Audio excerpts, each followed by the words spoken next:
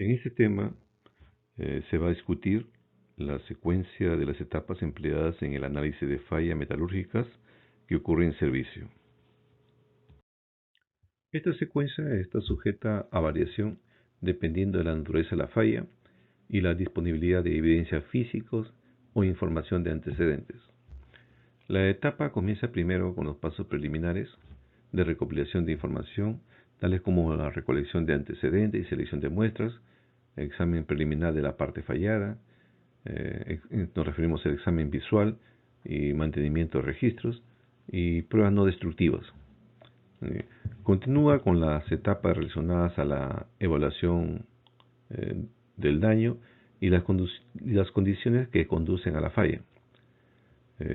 Estas etapas pueden variar dependiendo de si se investigan solamente las condiciones de fractura, un proceso corrosivo o el caso de un desgaste, ¿no? En un análisis de una fractura se describen los siguientes pasos. Primero, la selección, identificación y preservación de muestras críticas, el análisis macroscópico de la superficie de fractura, de grietas secundarias y otros fenómenos de superficie, el análisis microscópico de la superficie de fractura, y, así como también el análisis del estado de tensión para determinar el estado de tensión real del componente fallado. Acá se usa un poco de mecánica de fractura, modo de fractura, etc., ¿no? Además, en el estudio de una falla se puede utilizar varias técnicas para caracterizar las condiciones del material.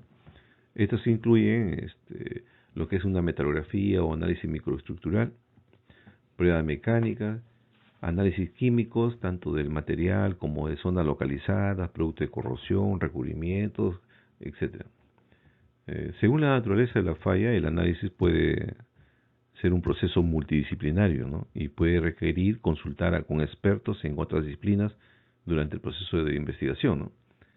Una vez que se ha reunido toda la información, el paso final es sintetizar todas las evidencias y formular conclusiones. Esto requiere escribir un informe con recomendaciones de seguimiento para prevenir fallas futuras. El objetivo de cada analista de fallas es determinar no solo el mecanismo de falla, sino también la causa raíz, que puede estar relacionado con el mal uso, la mala práctica de mantenimiento o la aplicación incorrecta del mantenimiento, ¿no? O con las propiedades del material, el diseño o la fabricación del producto, ¿no? A continuación, se detalla una evaluación de la secuencia de etapas en la investigación y análisis de falla. La primera etapa es la recolección de antecedentes y selección de muestras. Esta es una etapa muy importante en el procedimiento de análisis de falla, ya que ningún analista que se enfrente a un caso desconocido podría realizar una investigación satisfactoria sin conocer los antecedentes. El analista de falla debe recopilar toda la información disponible referente al diseño, la fabricación y el historial de servicio del componente fallado y reconstruir en la medida de lo posible las secuencias de eventos que condujeron a la falla. La recopilación de datos de fabricación debe incluir detalles como mecanizado, soldadura, tratamientos térmicos, revestimiento, registro de control de calidad y especificaciones de compra, etcétera, ¿no? Veamos primero lo que es la inspección en el sitio. Es necesaria una visita al sitio para inspeccionar el lugar de falla y obtener información de primera mano sobre la naturaleza de la falla, excepto en casos simples. El analista debe estar equipado con su equipo de seguridad personal, casco, zapatos de seguridad y guantes como mínimo. Para las inspecciones visuales sería necesario tener una buena cámara digital, instrumentos de medición, una cinta métrica, un calibrador de 30 centímetros y una regla de acero de 30 centímetros. También debe tener una lupa de mano, material de escritura y una grabadora de voz. En ciertos casos es esencial realizar el análisis de falla en el sitio, lo cual involucra el uso de un laboratorio portátil, ¿no? Con equipos metrográficos para desbaste, pulido mecánico y ataque, o un microscopio portátil, con cámara digital adjunta, ¿no? Materiales para réplicas metrográficas, eh, y un durómetro portátil para pruebas de dureza. Esto permite obtener resultados rápidos sin esperar que se extraigan las muestras y se lleven al laboratorio para su análisis, ¿no? Además, algunos de los componentes pueden ser reutilizables y no deben cortarse sin una buena razón, ¿no? La inspección en el sitio debe realizarse lo más pronto posible, antes de que las evidencias se contaminen, y si es posible el sitio debe ser acordonado hasta que se completen las investigaciones. Para fallas que involucran componentes importantes en una producción, a menudo existe una necesidad financiera urgente de cambiar o reparar el componente para volver a la producción, ¿no? Por lo tanto, el trabajo en el sitio debe realizarse de manera rápida y eficiente. Veamos ahora lo referente al historial de servicio del componente fallado. El trabajo de un analista de fallas se simplifica considerablemente cuando se dispone de un historial de servicio completo del componente fallado. Durante la recopilación del historial de servicio, se debe prestar especial atención en datos operacionales, tales como la carga que fue aplicada, las sobrecargas accidentales, la carga cíclica, los gradientes de temperatura y la operación en un medio corrosivo, ¿no? Asimismo, examinar la información dada por los registradores gráficos o en registradores electrónicos, y se debe obtener copia de los registros relevantes si es necesario. Sin embargo, en la mayoría de los casos no se cuenta con los registros completos de servicio, especialmente cuando la falla concierne a componentes muy antiguos. Esto obliga al analista a trabajar con la poca información que se tiene del servicio y con su ingenio para deducir las condiciones del servicio. Mucho depende de la habilidad y el juicio del analista, porque una deducción engañosa puede ser más dañina que la ausencia de información. Con lo que respecta a los registros fotográficos, las fotografías del componente fallado son a menudo críticas para un análisis preciso. Un detalle que parece casi intrascendente en una investigación preliminar puede tener graves consecuencias. Por lo tanto, un registro fotográfico completo y detallado de la escena y del componente fallado pueden ser esenciales. En lo posible, las fotografías deben ser de calidad profesional y deben incluirse alguna indicación de tamaño, como una escala, una moneda, una regla, etcétera, ¿no? Con lo que respecta a la recolección de muestras, las muestras deben seleccionarse juiciosamente antes de comenzar el examen. El analista es responsable de garantizar que la muestra represente adecuadamente las características de la falla, ¿no? Se debe inspeccionar la escena general para identificar la parte que falló primero. Las piezas sin deformación plástica, por ejemplo, sugieren falla por debajo de la tensión de fluencia y es un buen indicador de falla de fatiga, pero también de fracturas frágiles. Dichas partes normalmente tienen un origen de fractura en una grieta preexistente, que generalmente la superficie de fractura estará manchada o corroída como resultado de la exposición al medio ambiente, ¿no? Eso debe ser considerado. Las muestras que están libres, por ejemplo, piezas rotas, incrustaciones de corrosión, aceites, lubricantes u otros líquidos que se puedan transportar fácilmente, deben obtenerse después de que su ubicación haya sido fotografiada cuidadosamente, ¿no?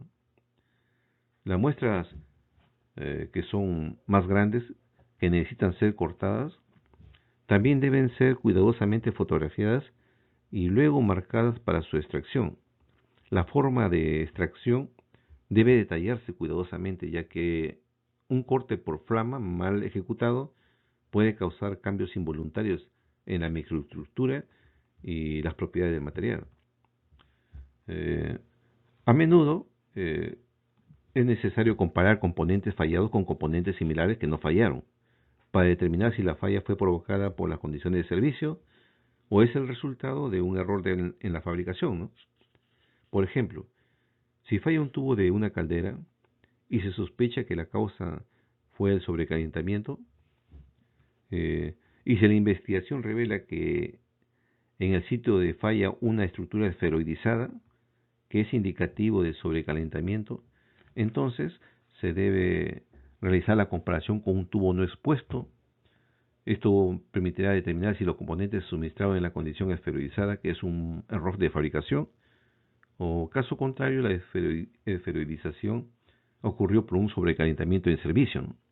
Además, en fallas que involucran mecanismos de corrosión, corrosión bajo tensión o corrosión fatiga, se requerirá una muestra del medio al que ha estado en contacto el componente fallado o de los productos de corrosión que se hayan formado para el análisis. Ahora veamos lo que es las condiciones anormales, ¿no? Además de recopilar el historial de servicio de la parte fallada, también es recomendable determinar si ocurrió alguna condición anormal. Es necesario averiguar si la falla fue o no un caso aislado o si ocurrieron otros, ya sea en el componente en consideración o en otro de diseño similar. Por ejemplo, en el caso de una fractura frágil, es importante saber si en el momento de la falla la temperatura era baja o si estaba involucrada alguna carga de impacto. Cuando se trata de fallas de cigüeñales u otros ejes, por ejemplo, es generalmente deseable determinar las condiciones de los cojinetes o si existió alguna desalineación. En un análisis de falla en el que intervienen muchos componentes, es fundamental documentar la posición de cada pieza antes de proceder a su retiro y evaluación. Esta documentación puede ser realizada ya sea por fotografía o un bosquejo apropiado, ¿no? Con lo que respecta al examen preliminar. El examen preliminar se inicia con una inspección visual exhaustiva del componente y de la superficie de fractura. A menudo los residuos encontrados en la parte fracturada proporcionan una evidencia muy útil para establecer la causa de la falla o para determinar la secuencia de eventos que produjeron la falla, ¿no? Por ejemplo, la presencia de rastros de pintura o corrosión encontrados en una parte de la superficie de fractura nos puede proporcionar evidencia de que la grieta estuvo presente en la superficie durante algún tiempo antes de que ocurriera la fractura completa. Dicha evidencia debe registrarse fotográficamente. El examen visual también permitirá observar cualquier indicación de condiciones anormales en el servicio y también en lo referente a su diseño y fabricación. Por ejemplo, si observamos cambios de color en la superficie, alguna zona con abrasión y marcas de roce, la presencia de astillas y rebarbas que sobresalen en el componente, etcétera, ¿no? Todo ello debe ser registrado fotográficamente para su posterior evaluación, ¿no? Ahora, se debe prestar especial atención a la superficie de la fractura y a la trayectoria de la grieta.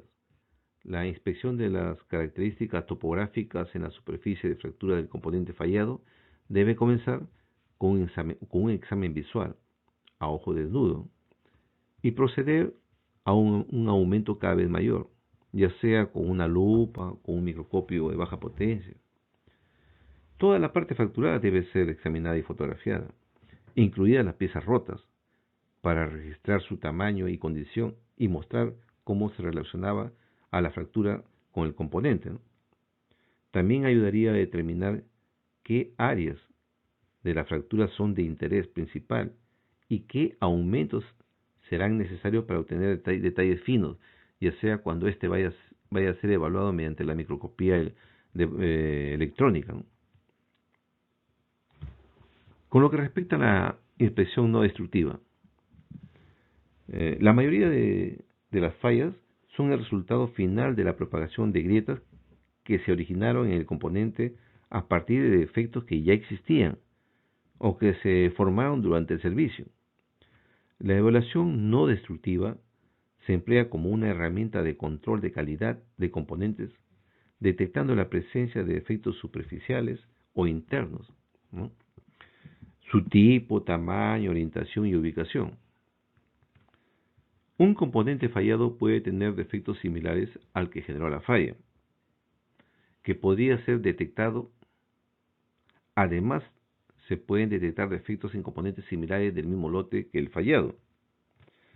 La medición de detenciones residuales, según sea necesario, proporciona también una información valiosa de la investigación de la falla.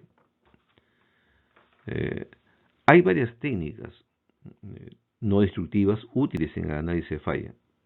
Inspección por líquidos penetrantes, inspección por partículas magnéticas de metales ferrosos, inspección por ultrasonido, radiografía. Todas estas pruebas se utilizan para detectar grietas y discontinuidades en la superficie. La radiografía se usa principalmente eh, para el examen interno. La mayoría de técnicas convencionales son aplicables a una variedad de componentes que incluyen piezas fundidas, componentes forjados, barras, productos tubulares, soldaduras, calderas, recipientes a presión, etc. Siempre es necesario un registro fotográfico de los resultados de la inspección no destructiva. Inspección con líquidos penetrantes. Se utiliza para detectar grietas o defectos en la superficie de los materiales, como se observa acá. Esta técnica implica la filtración por capilaridad de líquido penetrante en pequeñas grietas y defectos tan finos como un micrón, que se encuentran en la superficie de la muestra. El exceso de líquido se limpia desde la superficie y se aplica un revelador, que hace que el líquido se extraiga desde las grietas que están abiertas en la superficie. El líquido es de un color muy brillante, como puede observarse acá, o también puede contener partículas fluorescentes que bajo la luz ultravioleta hacen que se revele las discontinuidades en el material. Las principales ventajas de la técnica de líquido penetrante son su capacidad para usar en materiales no magnéticos, su bajo costo, su portabilidad y la facilidad con que pueden interpretarse los resultados.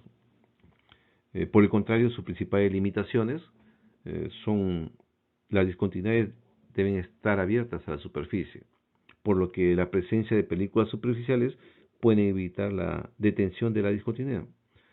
Los componentes deben limpiarse antes y después de la prueba, porque el líquido penetrante puede corroer el metal y puede contaminar y afectar los resultados en un análisis químico posterior que se quiera hacer a la superficie de fractura, ¿no?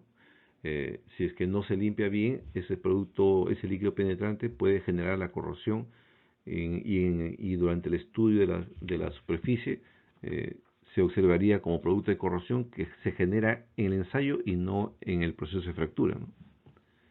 Inspección por partícula magnética. Esta técnica es aplicable para detectar discontinuidades superficiales y subsuperficiales en materiales ferromagnéticos. Cuando la muestra que se evalúa es magnetizada, la discontinuidad que se encuentra transversal a la dirección del campo magnético genera una formación de un campo de fuga en la discontinuidad y por encima de ella.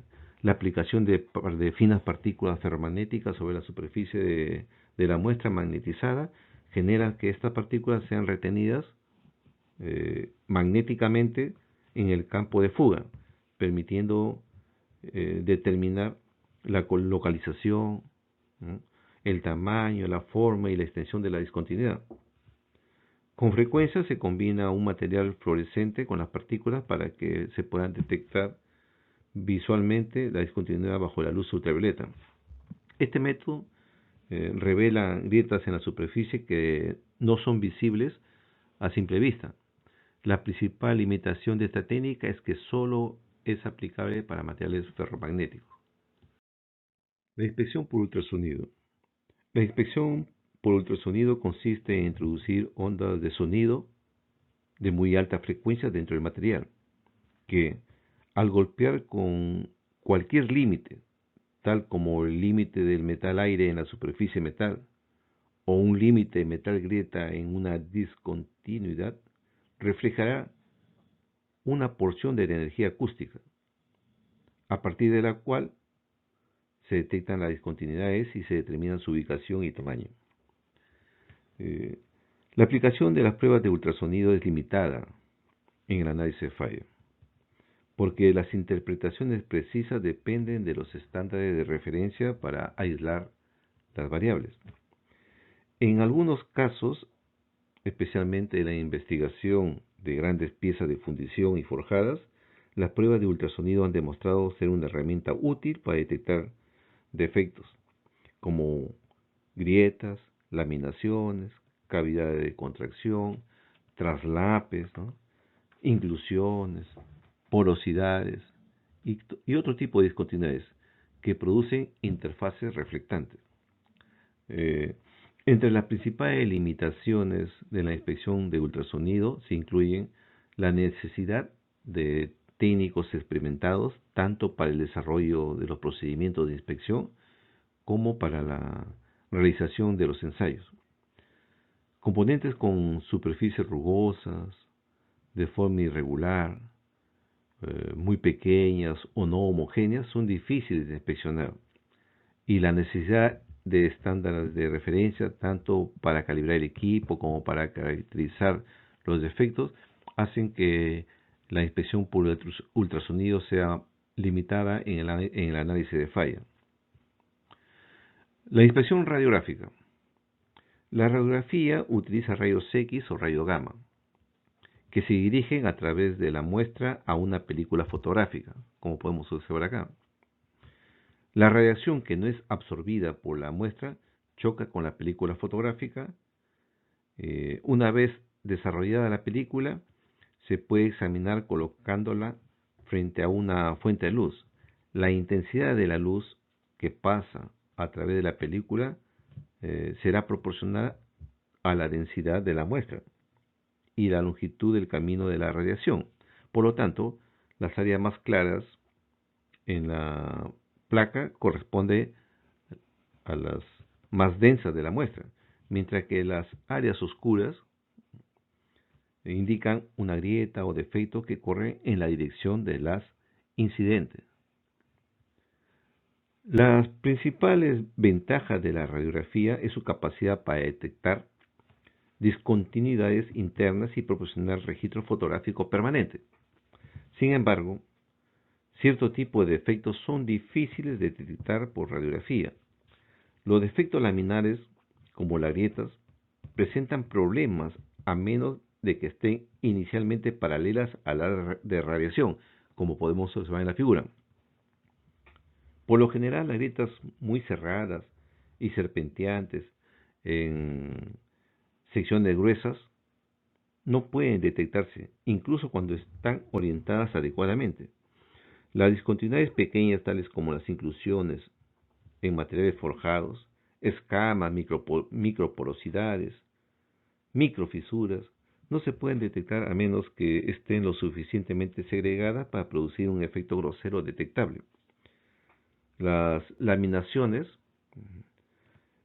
normalmente no son detectables por radiografía debido a su orientación desfavorable, generalmente paralela a la superficie. Estas discontinuidades rara vez producen diferencias en la absorción que permiten distinguirlo en las áreas laminadas, ¿no? En el caso del análisis de tensiones residuales, la difracción de rayos X es el método más común para la medición directa y no destructiva de las tensiones residuales, ¿no?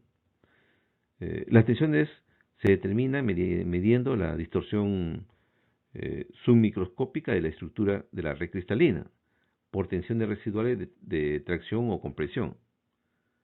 Sin embargo, debe señalarse que la medición de las tensiones residuales cerca de la fractura o grietas pueden ser erróneas, porque la fractura y la grieta ya han aliviado las tensiones residuales. La prueba de piezas similares o ejemplares no dañadas se usa con frecuencia como la única alternativa para comprender el sistema de tensión residual de la parte fallada antes de la falla.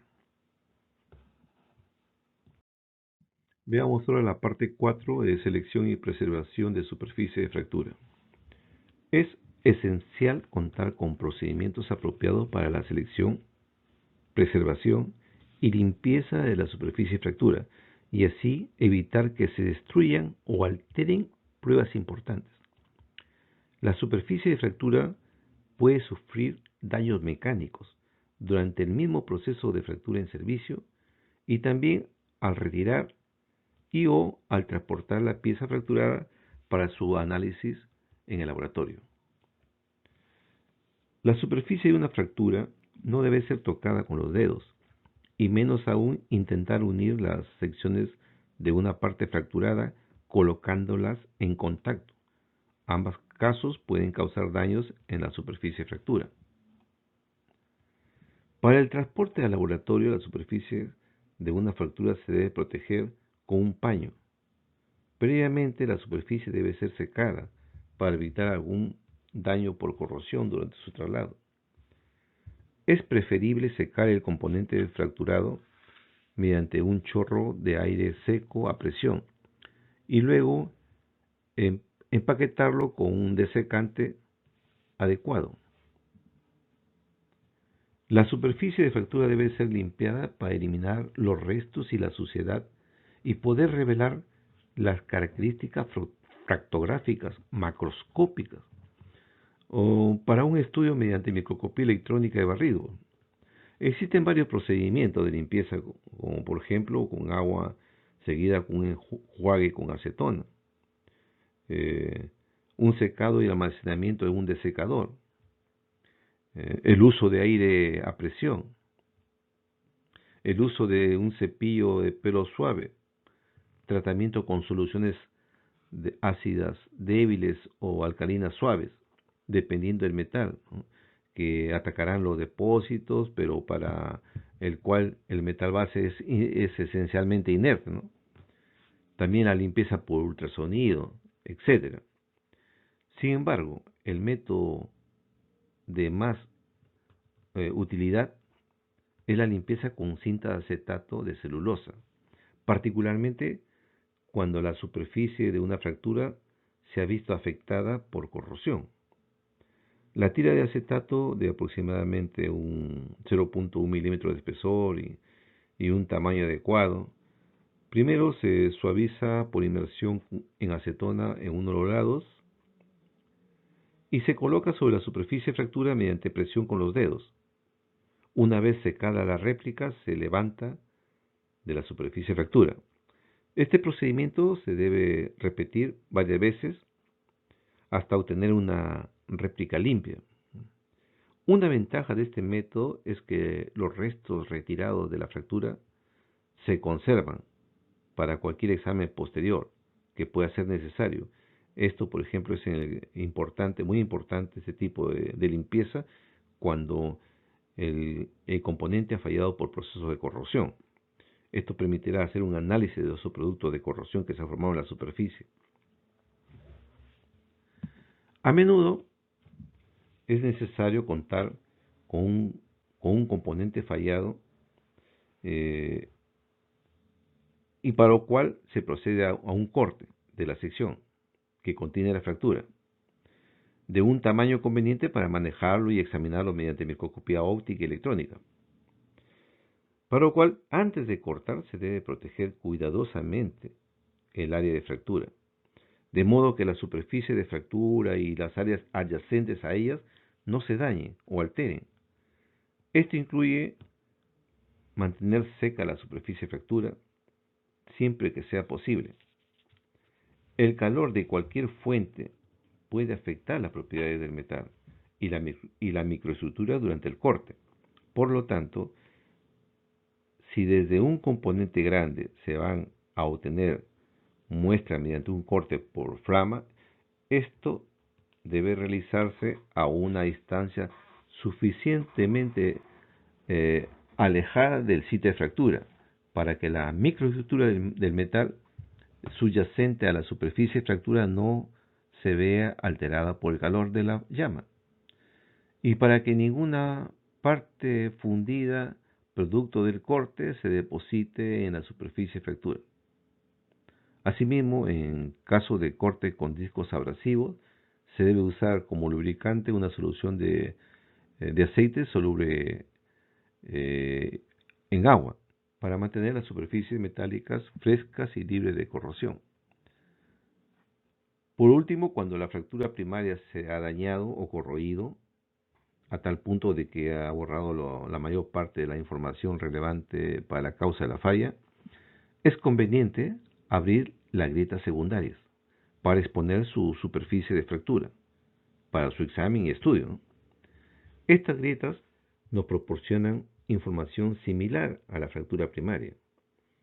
La abertura de la grieta secundaria se debe realizar de tal forma que las dos superficies de fractura se muevan en direcciones opuestas, normales al plano de fractura, para evitar daños mecánicos en la superficie. Se puede realizar un corte con sierra desde la parte posterior de la parte fracturada hasta un punto cercano a la punta de la grieta, teniendo cuidado para evitar llegar a la punta de la grieta. Este corte de sierra facilitará la apertura de la grieta, que a su vez puede ser apoyada mediante un enfriamiento de nitrógeno líquido. Todo ello con la finalidad de obtener la pieza fracturada sin el daño de la superficie de fractura. Ahora veamos lo que es el examen macroscópico de superficie de fracturas, ¿no? El examen macroscópico de la superficie de fractura es una parte muy importante en el análisis de falla. Esto se realiza con aumentos de 1 a 100x a simple vista, con una lupa, microscopio estereográfico de baja potencia o un microscopio electrónico de barrido, ¿no? El SEM se utiliza cuando se requiere fotografías de bajo aumento, pero con una alta profundidad de campo, ¿no? Para observar, digamos, particularidades en la fractura, en la superficie de fractura, ¿no? En caso de muestras que son demasiado grandes como para la cámara del SEM, como les comentaba anteriormente, la cámara es muy pequeña y a veces son difíciles de cortar también los materiales de estos componentes. Se opta por obtener réplicas superficiales, ¿no? De acetato con soporte de aluminio, o sea, se conoce como réplica metalográfica, ¿no? Eh, Esta copia todas las características superficiales de la fractura para posteriormente puedan ser examinadas mediante el microscopio electrónico de barrido, ¿no? Asimismo, es necesaria una evaluación cuidadosa del área adyacente a la fractura para determinar la existencia de concentradores de tensiones que podrían haber iniciado la fractura, no el componente, ¿no? Son diversos los tipos de concentradores de tensiones que pueden causar el inicio de la grieta y que deben ser considerados. Por ejemplo, tenemos los filetes que tienen un radio pequeño, marcas de herramienta, marcas de maquinado, agujeros, pasadores, muescas, esquinas, etcétera. Existe una gran cantidad de concentradores de tensiones que deben ser cuidadosamente considerados por el analista de falla. Asimismo, también la fractura puede haberse iniciado en grietas preexistentes, ¿no? Que debe ser también considerada, ¿no? Con lo que respecta a la orientación de la superficie de fractura, debe ser consistente con el modo de falla propuesto por el analista, ¿no? Y las caras conocidas en la parte fallada. Las fallas en tracción, por ejemplo, producen una fractura plana normal a la tensión de tracción, ¿no? Máxima aplicada, ¿no? Y con frecuencia una fractura de corte de 45 grados, conocida como labio de corte. Muchas fracturas son planas en el centro, pero están rodeadas por una fractura inclinada a modo de marco, ¿no? Por ejemplo, similar a lo que ocurre en la fractura tipo copicono de las barras cilíndricas en los ensayos de tracción, ¿no? En planchas delgadas o pared de tubo, varía de diámetro pequeño, ¿no? Puede producirse una fractura por corte inclinado, ¿no? 45 grados, ¿no? Porque se minimizan las tensiones a través del espesor, ¿no? Es decir, ocurre lo que se conoce como estado de tensión plana, ¿no? Con cierta ductilidad, ¿no? Por eso que se observa esa fractura a 45 grados, ¿no? En el caso del análisis macroscópico de la superficie de fractura, eh, Como le decía, es muy importante porque permite determinar el origen de la fractura. Entre las características que ayudan a identificar el origen de la fractura se incluye la ramificación de las grietas, las marcas de chevron, ¿no?, en forma de V, las marcas en forma de abanico, las marcas radiales, la marca de trinquetes, las marcas de playa. Todo ello nos indica, nos permite obtener el origen de la fractura. Mediante un estudio de estas características, el progreso de la grieta se puede rastrear hasta el punto de origen y luego se puede determinar si la grieta se inició en una inclusión, una región porosa, una fase segregada, una picadura de corrosión, una muestra, un concentrador de tensiones, ¿no?, o cualquier otro tipo de discontinuidad, o simplemente fue producto de una sobrecarga, ¿no? Por ejemplo, miren esas tres fotografías que están acá. Aquí, por ejemplo, este es el crecimiento de una grieta por fatiga de un componente de alta resistencia, como se puede ver acá se inició, y estos son las marcas de playa que te indican el avance de la fatiga, los cambios en las tensiones de fatiga, ¿no?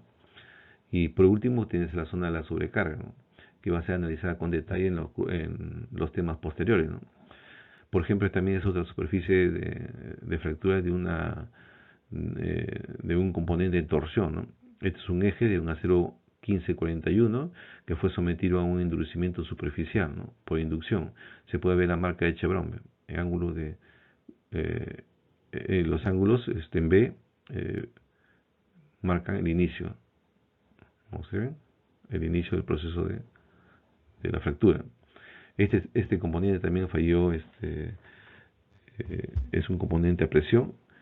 Se observa la marca de chevron en 45, perdón, ángulos en B que indican hacia dónde apareció dónde se inició la falla. ¿Mm? Las superficies fracturadas normalmente muestran regiones que tienen diferentes texturas, como le comentaba, ¿no? Cuando las superficies de fractura muestran superficies planas e inclinadas, esta zona puede corresponder a la parte final de una fractura frágil, donde la velocidad de crecimiento de la grieta se propaga paralela a los labios de corte, ¿no? Estas diferencias de textura también se observan en fracturas por fatiga, por corrosión bajo tensión y por fragilización por hidrógeno, debido a que la falla final se debe a una sobrecarga. Después que por ejemplo, una sobrecarga, después que la sección transversal se ha reducido conforme ha avanzado la grieta, ¿no?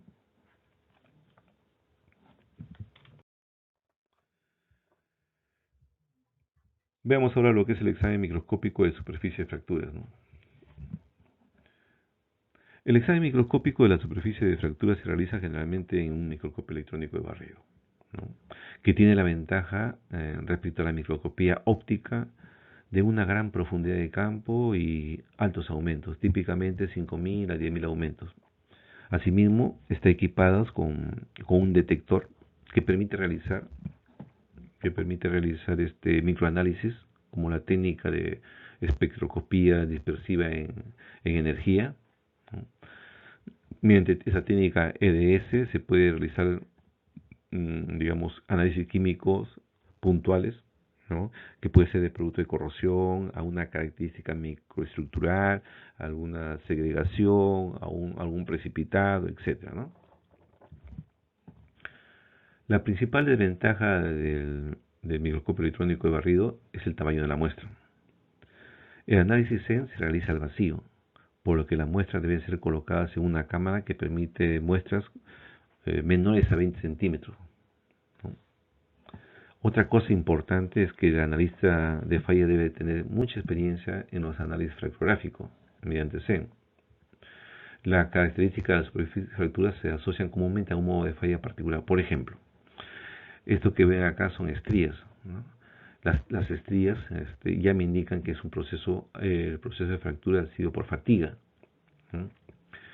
No necesariamente todos los materiales presentan estrías, ¿no? Eso depende mucho de la ductilidad del material, ¿no?, como lo habrán visto ustedes en el curso de mecánica de fractura, ¿no? Por ejemplo, también las fracturas que observan ese tipo de digamos, los buoys, ¿no? Ese es típico una falla por sobrecarga, ¿no? La presencia de hoyuelos, ¿no? Por ejemplo, acá se observa prácticamente los granos, ¿no? Este es una fractura intergranular causada por fragmentación por hidrógeno, es un acero de alta resistencia. La presencia de los ríos de clivaje, fractura frágil, ¿no? Entonces, ¿qué quiere decir esto? Digamos, el analista de falla con experiencia, míralo en el microscopio electrónico, directamente determina esto ha sido por sobrecarga, ha sido por fatiga, es un proceso de fragmentación por hidrógeno o fractura frágil, etcétera, ¿no? Eso tenía mucha experiencia, ¿no? Veamos ahora la etapa 7 que corresponde al examen metrográfico. El examen metrográfico de secciones pulidas y pulidas atacadas mediante microscopía óptica o microscopía electrónica de barrido es una parte esencial en la investigación de falla y debe realizarse como un procedimiento de rutina. La microestructura de un componente depende de su composición química, el procesamiento y el tratamiento térmico al cual fue aplicado el componente, ¿no?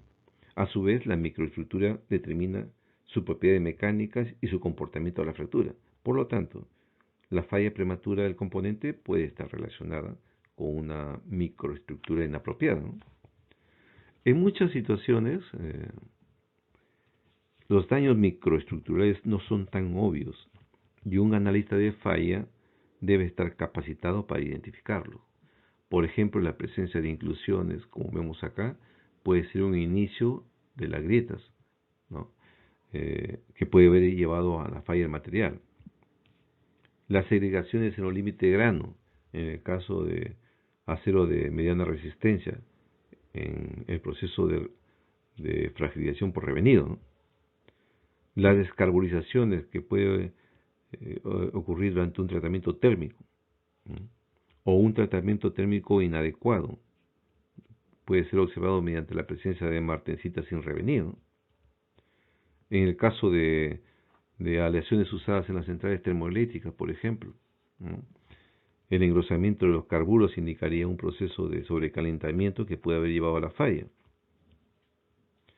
En el caso de corrosión intergranular, ¿no? La sensibilización de los aceros inoxidables austeníticos también es otra forma de determinar la causa de la falla, ¿no? Existen numerosas imperfecciones metalúrgicas y condiciones indeseables que pueden detectarse y analizar mediante los exámenes metrográficos. Asimismo, también se puede determinar el modo de propagación de la grieta, por ejemplo, si esto ha sido intergranular o transgranular, ¿no? Las muestras metrográficas deben tomarse perpendicular a la fractura. En los casos donde la pureza de la aleación puede ser un problema, la orientación de la muestra debe seleccionarse adecuadamente para determinar la densidad y morfología de las inclusiones. En este caso, el examen se realiza en muestras metrográficas no atacadas para poder observar con más nitidez las inclusiones. En la mayoría de los casos de análisis de fallas se debe determinar si la microestructura de una muestra tomada adyacente a una superficie de fractura o en una región fallada es representativa del componente en su conjunto. Esto se realiza mediante un examen de muestras tomadas en la región de falla y muestras tomadas en otros lugares. Por ejemplo, en el caso, veamos este caso, tubos de caldera fracturados o abultados. Es deseable examinar muestras tomadas a ambos lados de la fractura, desde un lugar opuesto a la zona afectada y también desde un área tan alejada de la falla como lo permita el tamaño de la muestra, para determinar si la falla se debió a un defecto del material o a un sobrecalentamiento, y si el sobrecalentamiento ha sido localizado o ha sido general.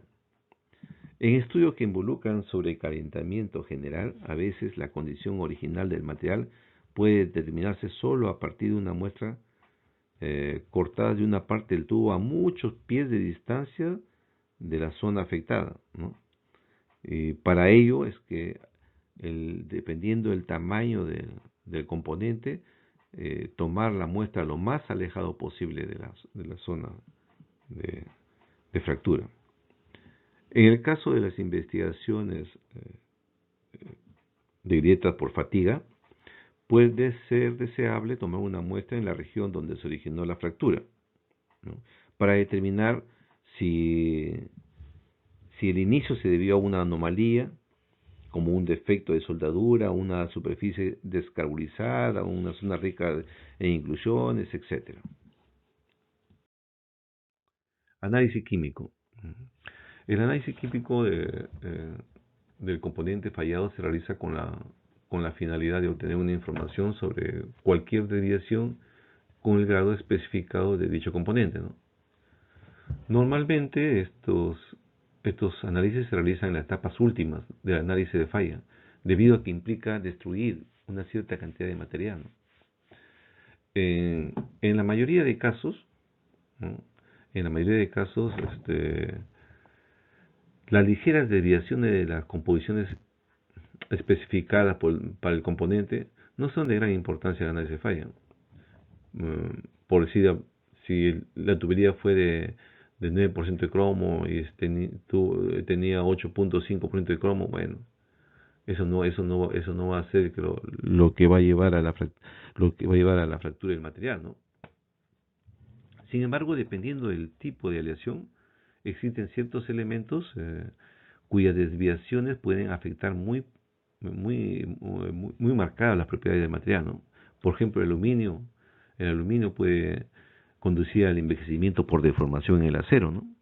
Cantidades pequeñas de fósforo, arsenio, antimonio, estaño también, ¿no? Pueden provocar lo que se conoce como la fragmentación por revenido en los aceros, ¿no? Existen ciertos elementos que normalmente no se reportan en un análisis químico y sin embargo tienen fuertes efectos sobre las propiedades mecánicas de las aleaciones. Estamos hablando del nitrógeno, el oxígeno, ¿no? El hidrógeno, ¿no? Por ejemplo, en los aceros los efectos del oxígeno, el nitrógeno y el hidrógeno son de gran importancia. El oxígeno y el nitrógeno pueden dar lugar al envejecimiento por deformación, ¿no? El hidrógeno puede inducir a la fragmentación por hidrógeno. Esto se absorbe particularmente en los procesos de soldadura, en el proceso de limpieza química, en galvanoplastía, ¿no? O el decapado. En cualquier proceso en el cual involucra la presencia de hidrógeno atómico puede generar su proceso digamos, de difusión a través de los intersticios y generar lo que es la debilitación del enlace metálico, ¿no? Que es lo que generalmente fragiliza, ¿no? En el caso del proceso de soldadura, por ejemplo, el hidrógeno es responsable de los halos, ¿no? O los ojos de pez que se conocen, ¿no? Que son características de la superficie de fractura con presencia de hidrógeno. El hidrógeno atómico se difunde a través del acero y se acumula en las discontinuidades, eso todos lo sabemos, ¿no? Donde posteriormente se transforma en hidrógeno molecular, creando tensiones y genera lo que se conocen las fisuraciones o cuando se fractura se ve lo que se conoce como los ojos de pez, ¿no? Esto ocurre por el uso de electrodes húmedos, ¿no? Durante el proceso de soldadura, ¿no? Que es una fuente principal del hidrógeno, ¿no? Entonces todo eso tiene que considerarse, ¿no? En análisis químico. Otra cosa muy importante es que se puede realizar análisis químico a nivel microscópico, como observamos acá, ¿no? Esto permite detectar algunas presencias de algunas formaciones en la superficie de fractura que pueden llevar a definir si se produjo un proceso de corrosión bajo tensión, una fracción por hidrógeno, etcétera. Entonces, todas estas inclusiones pueden ser realizadas mediante un microscopio electrónico de barrido con EDS, ¿no? Que es espectroscopía dispersiva en energía, ¿no? ¿Está bien? También es de importancia en el análisis de falla identificar la naturaleza de las inclusiones, las fases, las impurezas, las segregaciones, ¿no? Se conoce de casos de falla en servicio que han sido causados por esas heterogeneidades, ¿no? Digamos que esto, por ejemplo, el caso de la segregación de elementos, ¿no? En los límites de grano, te puede dar una fractura de tipo intergranular, ¿no? Entonces, por eso es importante ese tipo de análisis químico, ¿no? Ahora veamos lo que respecta a ensayos mecánicos. La prueba de dureza es la más simple de las pruebas mecánicas y a menudo es la herramienta más versátil disponible para el análisis de falla. Entre sus muchas aplicaciones, la prueba de dureza puede usarse para ayudar a evaluar tratamientos térmicos, ¿no? Comparando la dureza del componente fallado con la prescrita en la especificación. También permite hacer una estimación de la resistencia a la tracción. Existen fórmulas que mediante la medición de dureza uno puede aproximar, ¿no?, la resistencia a la tracción del acero, ¿no? También permite detectar endurecimientos por trabajado o para detectar ablandamientos producto de un proceso de sobrecalentamiento, ¿no?, o a un proceso de descarburización, o para determinar si la dureza del proceso de, digamos, superficial ha sido bien realizada, ¿no? En el caso de que se realice carburizaciones, nitruraciones, carbonitruraciones, etcétera. La prueba de dureza también es esencialmente no destructiva, excepto cuando se requiere la preparación de una muestra especial para prueba de dureza, como en el caso de pruebas de microdureza, ¿no? Los probadores de dureza portátiles son útiles para el examen de campo, pero el tipo de prueba de dureza debe ser apropiado para la muestra. Por ejemplo, se prefiere el ensayo Brinell sobre el Rowell para piezas de fundición gris, ¿no? Se debe además asegurar que se use la carga adecuada respecto al espesor de la muestra que se está evaluando, ¿no? Otras pruebas mecánicas son útiles para confirmar que el componente fallado cumple con las especificaciones, ¿no?, o para evaluar algunos efectos de las condiciones de las superficies en las propiedades mecánicas, ¿no? En su caso se debe realizar pruebas de tracción e impacto, siempre que haya disponible material para la fabricación de las muestras de prueba. En cierto caso puede ser necesario obtener permiso para este tipo de pruebas destructivas si se trata de componentes que están en litigio, ¿no? Esto implica seccionar el componente y mecanizar las muestras de prueba. En todas las fases, desde el seccionamiento hasta la aplicación de carga y la obtención de las mediciones, se les recomienda realizar la fotografía para documentar el proceso. Para determinar la propiedad mecánica del material del componente se debe elegir una ubicación para la prueba que no haya estado expuesta a condiciones perjudiciales. Por ejemplo, si el componente estuvo involucrado en un choque, puede haber habido un incendio que lo expuso a temperaturas que habrían alterado la propiedad mecánica, ¿no? Del mismo modo, las fuerzas que actuaron para producir una falla de sobrecarga en un área del componente también puede haber generado un endurecimiento por deformación, ¿no? Eso también tiene que ser considerado. El analista de falla debe tener mucho cuidado al interpretar los resultados de las pruebas mecánicas, ¿no? Si un material tiene una resistencia a la tracción de 5 al 10% por debajo del mínimo especificado, esto no necesariamente significa que, que la baja dureza o resistencia sea la causa de la falla en el servicio, ¿no? Eh, Además, debe entenderse que la prueba de laboratorio en muestras pequeñas puede no representar adecuadamente el comportamiento de una estructura en servicio. Eh, por ejemplo, es posible que ocurra una fractura frágil de una estructura muy grande a la temperatura ambiente o cerca a ella, mientras que las pruebas de laboratorio realizadas mediante las probetas Charpy muestran que la temperatura de transición muy por debajo de 18 grados centígrados, por decir, ¿no? Esto tiene mucho que ver el componente, mientras más grande es el componente, está sometido a lo que se conoce como deformación plana, ¿no?, que también será investigado, será analizado posteriormente en la clase, ¿no? Varios investigadores han encontrado problemas de correlación entre la temperatura de transición en los tipos de ensayos que se obtienen por impacto y lo que ocurre realmente en servicio, ¿no? Realmente los ensayos de tracción en muchas investigaciones de análisis de falla no proporcionan suficiente información útil, debido a que relativamente pocas fallas resultan del metal que es deficiente en resistencia a la tracción. Más ocurre por aspectos, digamos, de concentrador de tensiones, ¿no? Además, las muestras cortadas de componentes que han fallado de manera frágil generalmente muestran una ductilidad adecuada en las condiciones impuestas durante el ensayo de tracción, ¿no? Otro aspecto importante que se debe considerar es el papel de la direccionalidad en el ensayo de tracción. Las muestras cortadas transversalmente al eje longitudinal de un componente, como por ejemplo un eje, una placa, una plancha, generalmente dan valores de tensión y ductilidad más bajos que los cortados a lo largo del eje longitudinal. Esto se debe a la marcada direccionalidad y la anistropía que puede tener el componente que ha sido forjado o laminado, ¿no? Al seccionar muestras de ensayo de tracción del componente fallado, se debe prestar mucha atención a la orientación de la muestra. Algunos componentes pueden tener notas de garantía de calidad en sus planos, ¿no?, que ya indican de por sí dónde debe tomarse la muestra de tracción. Esto es especialmente cierto en algunos componentes críticos, por ejemplo en el caso de los aviones, ¿no? Los materiales anisotrópicos tienen propiedades que varían con la orientación de la muestra de ensayo. Las especificaciones de resistencia a la tracción y resistencia a la fluencia generalmente se dan en las direcciones longitudinal y transversal. Típicamente, a menos de que se especifique lo contrario, la muestra de tracción debe tomarse con su eje principal paralelo a la dirección del flujo del grano. Sin embargo, las muestras de ensayo generalmente se toman en dos de las tres direcciones, longitudinal y transversal larga. La dirección transversal corta generalmente no se ensaya, ya que es difícil obtener muestras de longitud suficiente en esa dirección. Ahora la pregunta es, ¿cómo uno determina